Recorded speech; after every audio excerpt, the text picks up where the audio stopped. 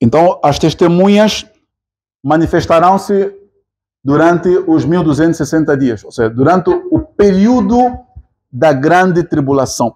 A grande tribulação é a manifestação da ação de Satanás. Durante esse período, haverá duas fases. A primeira fase é a fase de paz, uma fase aparentemente de reconciliação, uma fase tranquila, que é como se estivesse a trocar um governo para o outro. É alegria. Ele chega ali, não entra com a vara, ele entra com paz. Ele entra com tudo doce, tranquilo. Vamos aqui organizar as coisas, vamos inverter o quadro aqui. Vamos criar aqui mecanismo para que o pão que era 50 mil kwanza, ou seja, 50 kwanza, baixe agora para 15. Hipoteticamente, tá bem? Baixa para 15. Essa alegria do povo, não, é o que nós esperávamos. Portanto, por isso estamos aqui a resumir no capítulo 11. O fim dos selos mostra o resumo, ou seja, o capítulo 11 mostra o resumo dos selos. O fim disso tudo, desse acontecimento todo, que as coisas começam agora a apertar. Então, nessa primeira fase, essa fase inicial da grande tribulação, é paz, é tranquilidade. Mostra também a manifestação do anticristo. Anticristo irá se manifestar nesse período, trazendo paz, fazendo sinais, milagres. Sobretudo aqueles que gostam de milagres, gostam de sinais. Eu só fico na igreja mesmo por causa de sinais, milagre, relâmpago, fogo a cair no local de reunião. Isso aqui, se isso não acontece, é porque Deus não está ali no meio deles. Se eu não cair hoje na reunião, Deus não está. Aqueles que gostam desse período, é bom que permaneçam naquele período, mas eu aconselho-te, de acordo com a Escritura, a não permanecer nesse período. Não permanecer nesse período. É completamente difícil. Vamos ler nos versículos mais à frente, no capítulo 12 de Apocalipse. Porque Satanás, ele vai descer a pessoa, ou seja, vai encarnar-se ao dragão, ou seja, ao dragão que desce para a terra. E a Bíblia fala, ai da terra. Aleluia. Então, essa fase inicial da grande tribulação é de paz, é de aparente, ou seja, entre parênteses aqui, é da harmonia. Aleluia. Reconciliação. Tudo à vontade. Não é isso que o homem gosta? Liberdade. Ou seja, isso não é liberdade. Libertinagem. Vamos para a praia. Vamos para a discoteca. Sempre. Bem? Vamos ter nossa vida à vontade. É paz. O mundo vai sentir isto. Tudo livre. Puxa, passamos tão mal assim, vários regimes aqui, democrático, regimes aqui autoritários. Agora estamos em paz. Somos livres. Poxa, agora podemos entrar e andar a qualquer momento. Não tem problema nenhum. Então, muitos cristãos, sobretudo, e alguns que não, muitos cristãos, a sua fé vai entrar em colapso. A fé de muitos vai esfriar. Porque nós aprendemos, a vida cristã não é mel apenas. A vida cristã também é algo amargo. Porque nem sempre temos o que nós queremos. Ah, Senhor, deixa cair uma chuva aqui de $1000 da minha vida nesse momento. Não vai acontecer. Aleluia. Senhor, retira-me essa dor de cabeça. A dor de cabeça não está a sair. Ah, você não é filho. Você é filho, sim, senhora. Aleluia. É filho. Mas Deus nos prova. Aleluia. Satanás nos tenta regularmente. Então Deus, ele prova a nossa fé. Ele quer que a nossa fé cresça. E para a fé crescer, ela deve crescer no momento apertado. Ele provoca situações, permite situações para que a nossa fé possa crescer, possa desenvolver, algo possa crescer em nós. Que amanhã alguém olhe para nós, consiga perceber, Deus está no meio dele. Deus está nele. Aleluia. Mas se alguém olha para nós, não consegue perceber Deus em nós, alguma coisa errada está em nós. Amém. O Espírito Santo que está em nós, não há necessidade que simplesmente tu fales que és filho de Deus, que tens Espírito Santo dentro de você. Mas o Espírito que está dentro de nós, esse Espírito não tem como cobrir. Você pode colocar manto, podes até colocar, sei lá, capacete, mas no meio de algumas pessoas, não importa se são incrédulas ou são cristãos, há uma fragrância do conhecimento de Cristo. Há algo que testifica, poxa, você é filho de Deus. Você tem Espírito Santo de Deus. Você é cristão. Quando você abre a boca, você é cristão. Ainda que você não abra a boca, alguém consegue perceber. Essa personalidade é de cristão, é de Cristo. Ninguém me engana, é de Cristo. Mas se a nossa vida é uma vida de carne, viver na carne, não tem como medir, aleluia. Então, a igreja, aqueles que vão ser tomados para reinar com Cristo na primeira fase durante os 1000 anos, serão aqueles cristãos que a vida de Deus amadureceu neles, cresceu neles. Cresceu até o ponto de amadurecer. Assim como as mangas crescem ali na mangueira, depois chegam ao ponto de amadurecer. Quando amadurece, o que deve-se fazer depois da manga amadurecer? Vamos continuar a contemplar aquela manga tão bonita? Ou é a época de colheita? Vamos colher, aleluia. A manga já amadureceu. Agora nós precisamos colher. Quem vai nos colher? É Deus, aleluia. Por isso, a igreja ela é tomada na segunda vinda de Jesus Cristo.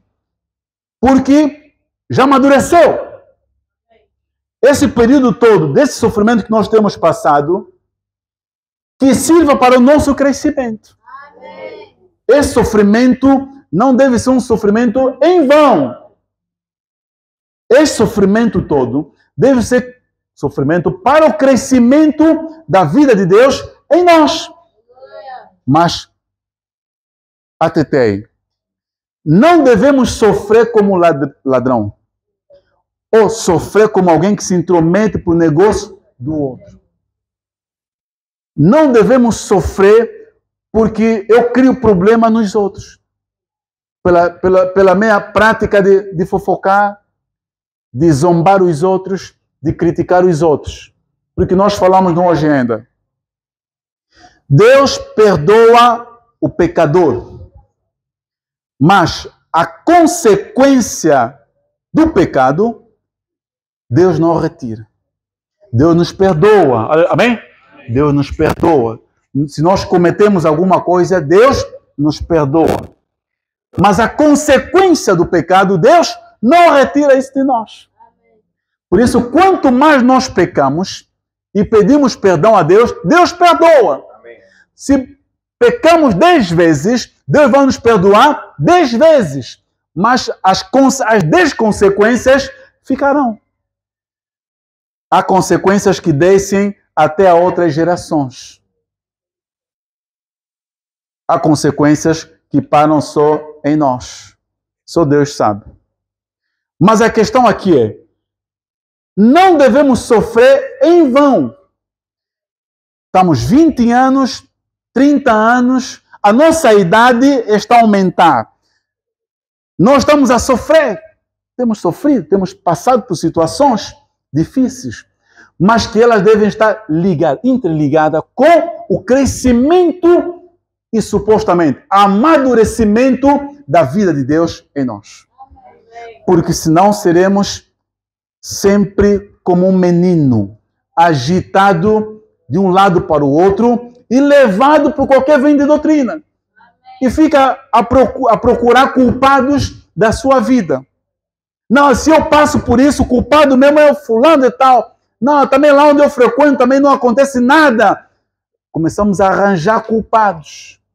O problema não são os culpados. O problema é você mesmo. Deus adverte. Deus sempre fala conosco. Deus não nos deixa só. Deus sempre fala conosco. Nos instrui.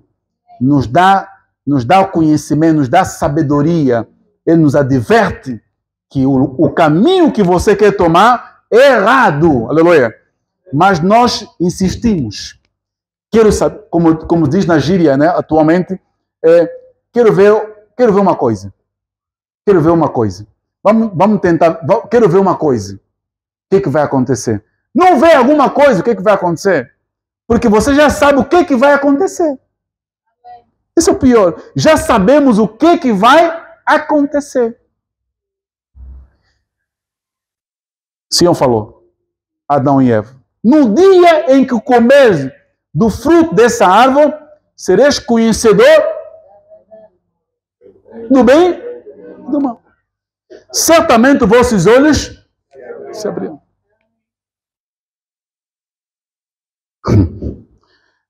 Deus advertiu ou não advertiu? Advertiu. E eles comeram ou não comeram? Comeram. Então, Deus fala sempre conosco. O problema é que nós somos duros. Até na queda somos duros. E Deus continua sempre a falar. Você a cair, Deus está sempre a falar. Não faça isso. Eu já disse, não faça isso. E nós insistentemente fizemos aquilo. Quando falamos dessa matéria, muitos de nós ligamos ela simplesmente a pecados grosseiros, amados irmãos. Não estamos a falar simplesmente, não estamos aqui a separar os pecados ou as desobediências no seu todo. Porque o pecado é uma desobediência perante Deus. Tudo que é desobediência é pecado. Aleluia. Se Deus fala, não vai à esquerda, você vai à esquerda, é pecado. Não pense dessa forma. Você está pensando daquela forma que Deus falou para não pensares. É pecado. É desobediência perante Deus. Então a astúcia de Satanás é nos enganar. Pecado é só coisas grosseiras. Não. Pecado significa desobediência a Deus. Louvado seja o Senhor. Amém. Então as duas testemunhas pregarão na grande tribulação para ajudar os cristãos. Nesse período, o que será pregado é o evangelho eterno. Amém? Não é mais esse evangelho da graça. Será o evangelho eterno. Amém? Evangelho eterno. Hoje, graças ao Senhor, temos a graça. Aleluia. Amém. O que é a graça? A graça é Deus dado a nós como nosso desfrute. Hoje podemos desfrutar do Senhor sem muito esforço. Mas naquele período você precisará fazer um esforço para adorar ao Senhor. E pela misericórdia de Deus ainda haverá o evangelho eterno. Pregado por essas duas testemunhas. Não sei como é que vai ser. São duas para o mundo todo. Não sabemos como vai ser. Mas o que sabemos é que a figura das duas testemunhas pregarão o evangelho a toda a terra. Glória a Deus. Versículos 5. Se alguém pretende causar-lhes danos, nós já lemos essa parte. Versículo 6. Obrigado.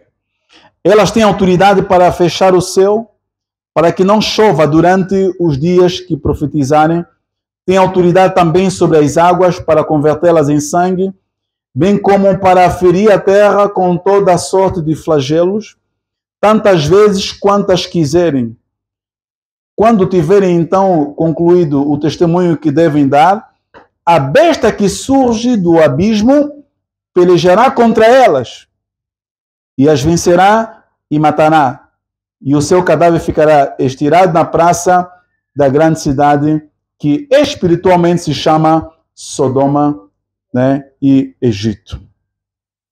Vê daqui que nós lemos. Há pessoas que ainda, até naquele período, vão manter naquela prática da carne, mesmo passando por aqueles apertos todos. Contra essas testemunhas, ninguém irá fazer nada, exceto na segunda metade, que é do final da manifestação daqui do anticristo, não é? Daqui da manifestação da besta que surge do abismo, não é? Só no final disso tudo é que as duas testemunhas já não estarão. Aleluia. Amém. Mas aqui a lição é o seguinte: Deus está nos advertir em função dos selos. Portanto, o sétimo selo termina, que mostra a volta do Senhor. As coisas, os acontecimentos aqui não são tão aleatórios na sua concepção. Não serão tão aleatórios. Quer dizer, o sétimo selo, o primeiro selo ao terminar, entra logo o segundo selo. Não vêm tão alinhados assim. Mas elas vão acontecer, todos esses sétimos selos. E as 7 trombetas. Vamos pular aqui no versículo 15. Passou o segundo ai, eis que sem demora vem o terceiro ai. Quer dizer, o primeiro ai, o segundo ai. O segundo ai mostra que antes da ira de Deus, aconteceu algo extraordinário aqui na terra, vai acontecer. Primeiro e segundo, antes do Senhor voltar, aleluia, ou seja, antes da ira de Deus, vai acontecer algo extraordinário. Que é, o sétimo anjo tocou a trombeta e houve no céu grande voz dizendo: o reino do mundo se tornou, aleluia, de nosso Senhor e do seu Cristo. E ele reinará pelos séculos dos séculos, e os 24 anciãos que se encontram sentados no seu trono, diante de Deus, prostrar-se-ão sobre o seu rosto e adorarão a Deus, dizendo, aleluia, graças te damos, Senhor Deus Todo-Poderoso, que és e que eras, porque assumiste o teu grande poder e passaste a reinar. Na verdade, as nações se enfureceram. Chegou, porém, a tua ira, aleluia. E o tempo determinado para serem julgados os mortos, para se dar o galardão aos teus servos, os profetas, aos santos e aos que temem o teu nome, tanto os pequenos como os grandes, e para destruir os que destroem a terra. Isso é o coração. Abriu-se então o santuário de Deus, que se acha no céu, e foi vista a arca da aliança no seu santuário, e sobrevieram relâmpagos, vozes, trovões, terremoto e grande saraiva. Aleluia. Esse é um grande episódio. Não sei se compreendeu. Isso antes da manifestação do Senhor. Aconteceu esses elementos todos. No final, capítulo 12, versículo 1. Viu-se grande sinal no céu, a saber, uma mulher vestida do sol, com a lua debaixo dos pés e uma coroa de 12 estrelas na cabeça. O que é isso? Quem é essa mulher? Quem é essa mulher? A igreja, aleluia. Portanto, este é o elemento extraordinário que aconteceu. Terremoto, sinais no céu, e aconteceu que esta mulher, aleluia, esta mulher, ela vai ser tomada. Versículo 2. Que achando-se grávida, grita com as dores de parto, sofrendo tormentos para dar à luz. Mateus 25, 41. Livro de Mateus, capítulo 25, versículos 41.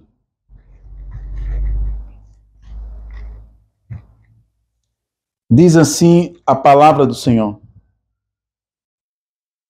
Então o rei dirá também aos que estiverem à sua esquerda: apartai-vos de mim, malditos, para o fogo eterno, preparado para o diabo e seus anjos. O que o rei dirá? Apartai-vos de mim.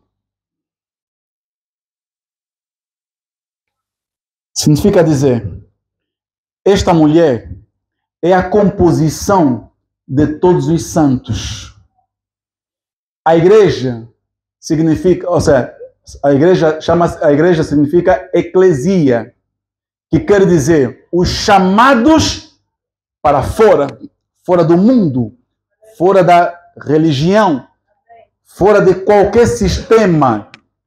E a igreja, eclesia, né? São dois radicais, chamados, eclesia, para fora, aleluia. Então nós somos chamados para fora, fora de qualquer sistema que o homem implementou. Por isso é que a igreja não são as quatro paredes, não.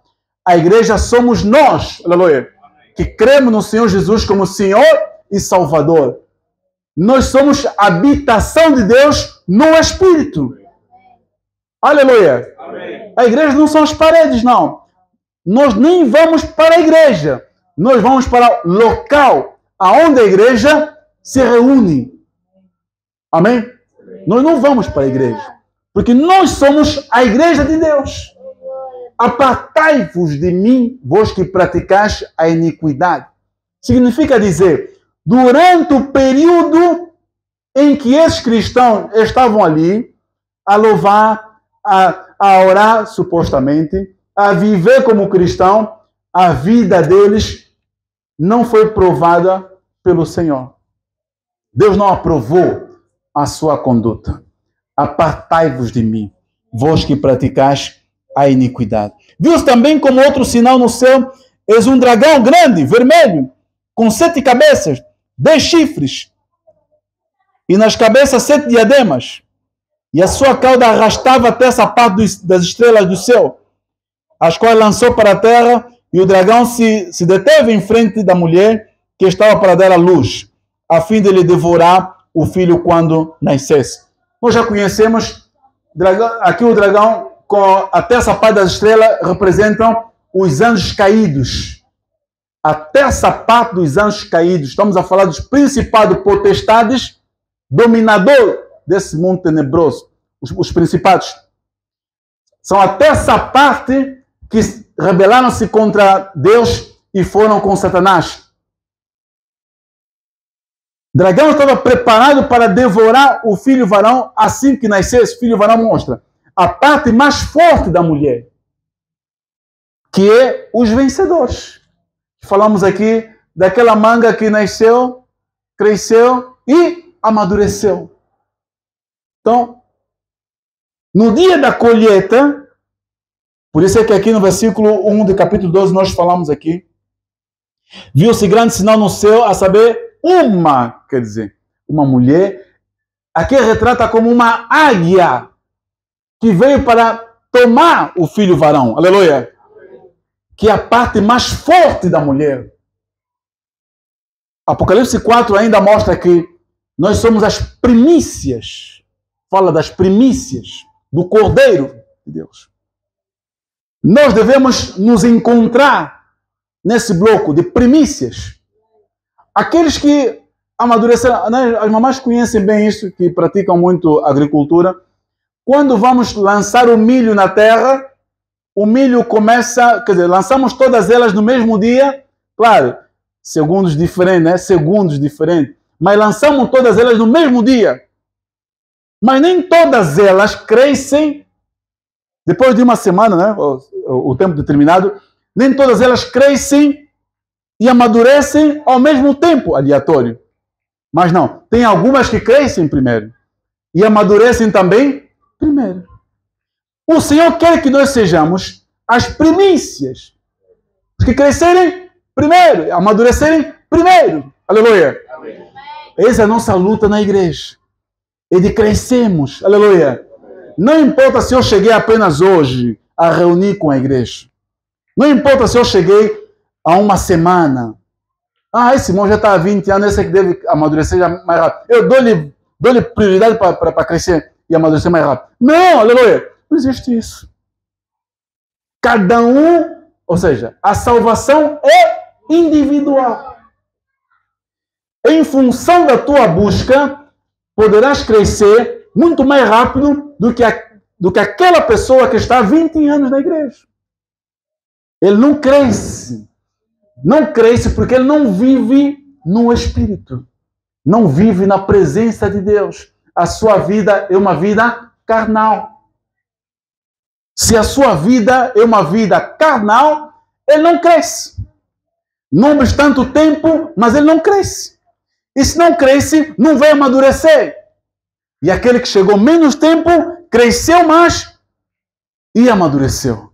E quando o Senhor virá, vai tomar logo esse filho, como filho varão. Filho varão não é uma pessoa única. Apesar que estamos a ver aqui no singular, mas é a composição de todos os santos vencedores. Amém. Aleluia. Então, nós precisamos fazer um esforço enorme, aleluia, aproveitando os sofrimentos, os apertos de como cristão, aleluia, para crescermos em vida. Consegues perceber os apertos, os sofrimentos como cristão? Consegues perceber isso?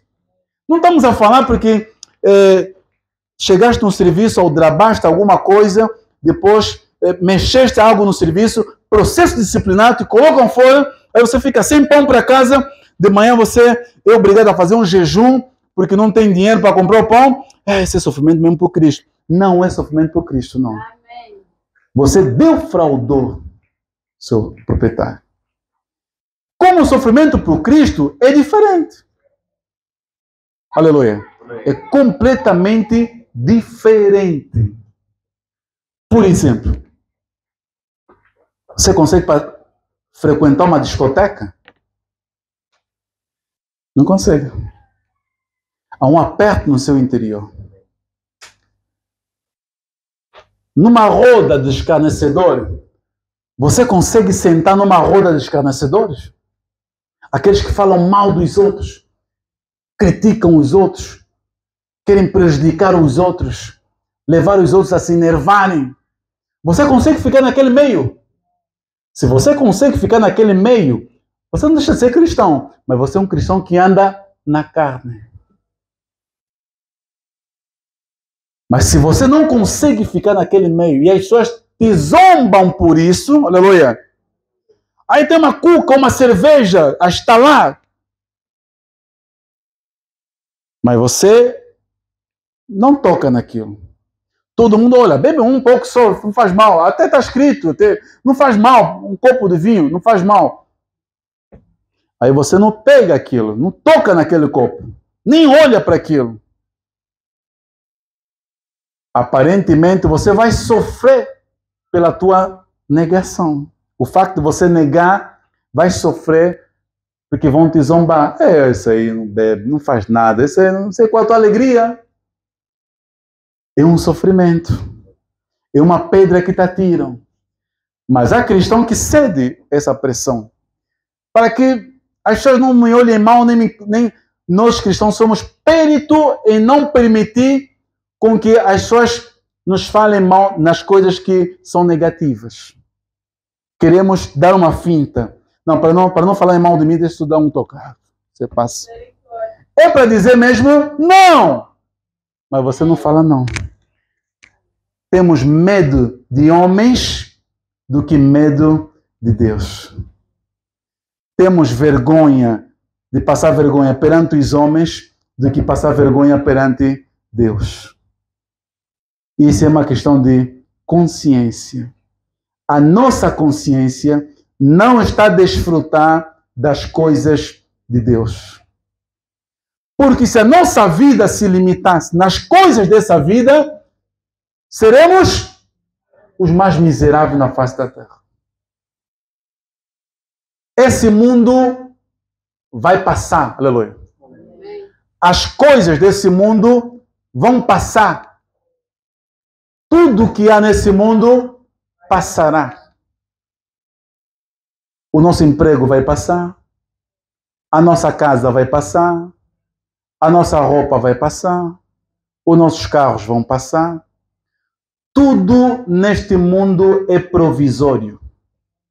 Sabes, os funcionários públicos, quando entram pela primeira vez, entram em um regime que se chama regime probatório. Quer dizer, é um regime experimental. Durante esse período, se você cometer algo que te leve a um processo disciplinar, ou não só mau desempenho, antes do exercício, ou seja, antes do fecho desse regime probatório, que outrora em Angola era 5 anos, agora está 1 ano, antes de completar esse período, a entidade empregadora automaticamente não renova contrato contigo e coloca fora. A nossa vida aqui na Terra é algo probatório. Se o Senhor achar que nós devemos partir, vamos partir. É probatório. É algo passageiro. Então, algo que não é passageiro é o reino, aleluia. É o reino, aleluia. O reino não é passageiro. E o reino não se vê por visível aparência, mas está em nós, aleluia. Está em nós.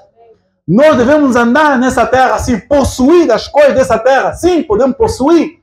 Devemos possuir, aleluia. Mas os nossos olhos devem estar fitos em Deus.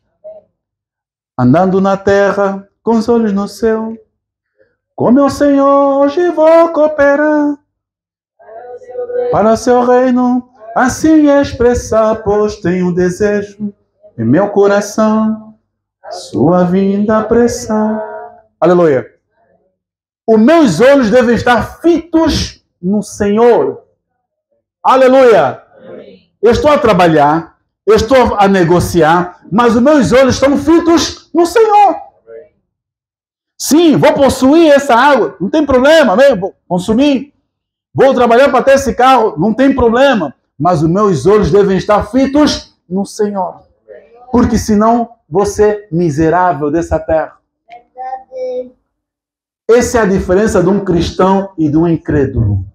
Ou de um cristão verdadeiro que vive na vida de Deus, na vontade de Deus, e de um cristão que não vive na vontade de Deus. Vive segundo a vaidade do seu conhecimento, como um ímpio, como um gentio. Por isso vem os ais. Acho que avançamos muito. O Apocalipse é muito complicado.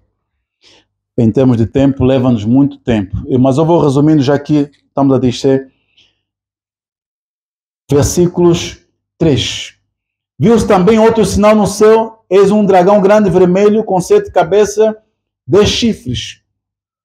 E nas cabeças 7 diademas. Poderiam anotar apenas aqui o capítulo 28, versículo 14. Isso vamos ver lá nas outras oportunidades. A sua cauda arrastava até a parte das estrelas do céu, as quais lançou para a terra, e o dragão se deteve em frente da mulher que estava para dar à luz, a fim de lhe devorar o filho quando nascesse. Nasceu-lhe, pois, um filho varão, que há de reger todas as nações com cetro de ferro, e o seu filho foi arrebatado para Deus até ao seu trono. A mulher, porém, fugiu para o deserto, onde lhe havia Deus preparado lugar para que nele sustém durante 1260 dias, que é o período da grande tribulação. 2 anos e meio. Aleluia.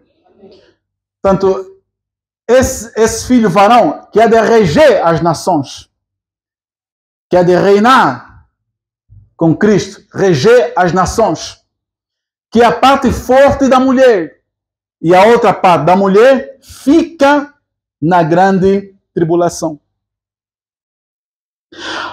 Alguns estudiosos aplicam que a grande tribulação Ou seja, haverá apenas um arrebatamento, que é o arrebatamento único que vai toda a igreja, quer dizer, tudo que é cristão será tomado. Mas de acordo aqui com as escrituras, essa mulher que vai ficar é a outra parte dos cristãos, que vai ficar durante os 3 anos e meio, ou seja, os 2 anos e meio da grande tribulação. A outra, que é a parte mais forte, que cresceu, é tomado, de acordo com nós, que lemos aí no primeiro versículo de Apocalipse, capítulo 12, é tomado até o trono de Deus, para ser guardado durante o período da grande tribulação. Deus nos guarda, aleluia. O amor de Deus é tão forte para conosco. Ele nos guarda. E Ele nos guardará, no dia da tentação, da provação que há de vir sobre o mundo inteiro. Que é esse problema da grande tribulação. Alguns vão fugir para os morros, fugir para as montanhas, para se esconderem da manifestação da ira de Deus. Não terá como se esconder, porque a ira de Deus vai se manifestar sobre toda a terra. Uns vão procurar matar-se, tirar vida, mas não vai acontecer. O que vai acontecer? Mais sofrimento ainda.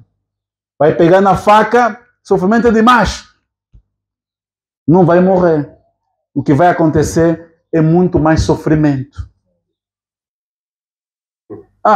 Vou procurar colocar veneno. Coloca veneno, sim senhora, mas não vai morrer. Vai te criar mais problema no interior, no organismo. Isso é para os cristãos. Porque o incrédulo, se atrevesse em fazer isso, vai logo partir. Mas para o cristão, não. O cristão vai procurar tirar a vida, a sua própria vida. Não vai acontecer. Porque ele tem um selo. Esse selo é o Espírito Santo que está dentro de você e eu. Mas se o anticristo tirar a tua vida, vai acontecer mesmo.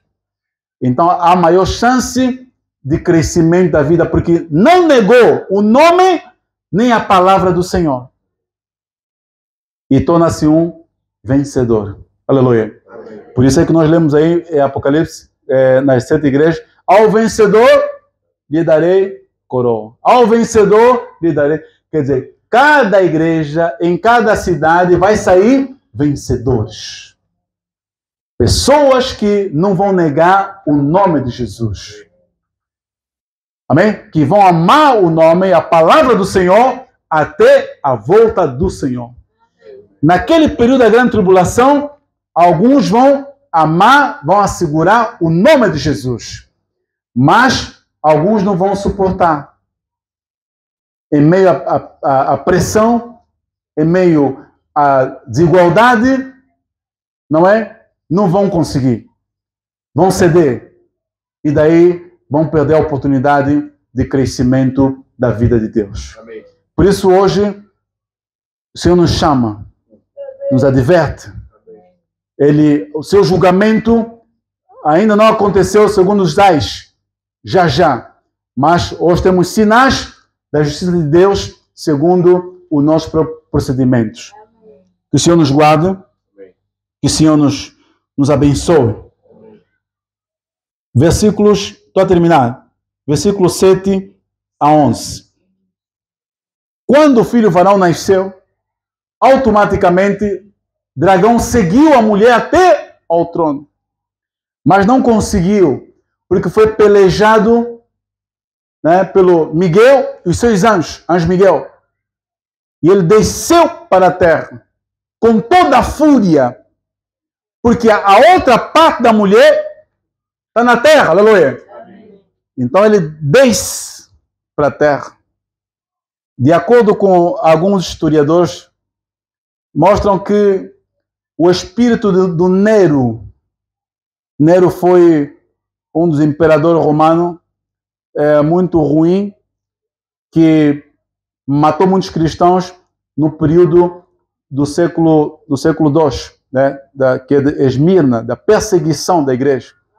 Muitos cristãos foram mortos e pendurados né, nos postos, já que vós sois a luz do mundo, eram colocados ali para acender a cidade, iluminar a cidade.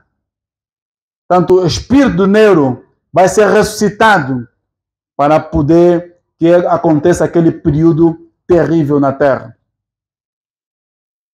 Ai da terra, aleluia. Houve peleja no céu, Miguel desce, ou seja, guerreia contra os anjos, aleluia. E o resultado, ele vem para a terra, dragão, para poder atacar a outra parte da mulher. Vamos ler para terminar até versículo 11. 8. Todavia não prevaleceram, nem mais se achou lugar, nem mais se achou no céu o lugar deles. Significa dizer, ainda hoje, até hoje, de acordo com Gênesis capítulo 1 e 2 Coríntios capítulo 11, 3, Satanás ainda tem lugar dos seus anjos no céu. E foi expulso o grande dragão, a antiga serpente, que se chama Diabo Satanás, o sedutor de todo mundo. Sim, foi atirado para a terra e com ele os seus anjos. Satanás é tipificado como a serpente que entrou no jardim do Éden. Já que no final ele aparece como dragão, quer dizer, cresceu tanto. Então ouvi grande voz do céu proclamando: agora veio a salvação, o poder, o reino do nosso Deus e a autoridade do seu Cristo. Foi expulso o acusador de nossos irmãos, o mesmo que os acusa de dia e de noite diante do nosso Deus. Esse é de acordo com Jó, capítulo 1, versículo 1, não é? Satanás, ele ia para queixar sempre os filhos de Deus. Ele nos acusa sempre. Olha, Leonardo fez aquilo, fez mais aquilo, você bate peito a seu respeito, cometeu mais. Quem nos acusa de dia e de noite é Satanás. Agora, você, irmão, também quer ser assim, quer acusar teu irmão também dia e de noite? Há irmãos que estão assim, acusa o outro de dia e de noite. Isso é prática de quem? De quem? Satanás. Acusa, queixa, queixinha, toda hora, de dia e de noite, queixa, mais queixa, murmura, mais murmura. É a prática, é a semente de Satanás. Eles, pois, o venceram, aleluia! Eles, pois, o venceram por causa do sangue do Cordeiro, aleluia! Essa é a primeira ferramenta para ser vencedor, é o sangue do Cordeiro. Vencer por meio do sangue do Cordeiro. Qualquer circunstância você precisa aplicar o sangue do Cordeiro. Eles, pois, o venceram por meio do sangue do Cordeiro.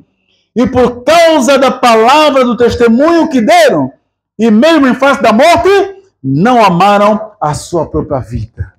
Quer dizer, mesmo porque não, eu vou ser promovido, não, porque você vai estar num lugar que ninguém vai te tocar, por isso queima os outros, por isso faça isso contra teu irmão. Não amaram a sua própria vida, que é a vida da alma, dicional da alma, é o ego. Por causa do ego, muitos querem fazer muita coisa que não é da vontade de Deus, para destruir o outro. Não, mas aqui, característica de vencedor, aplicou o sangue do Cordeiro. Quer dizer, sobre os pecados, sobre a misericórdia de Deus, é o sangue do Cordeiro. E não amaram a sua própria vida, é o testemunho, é o seu procedimento. Não quero alcançar coisas. O mundo hoje está completamente tendencioso. Todo mundo à busca de fundos imundos. Todo mundo quer ter mundos e fundos.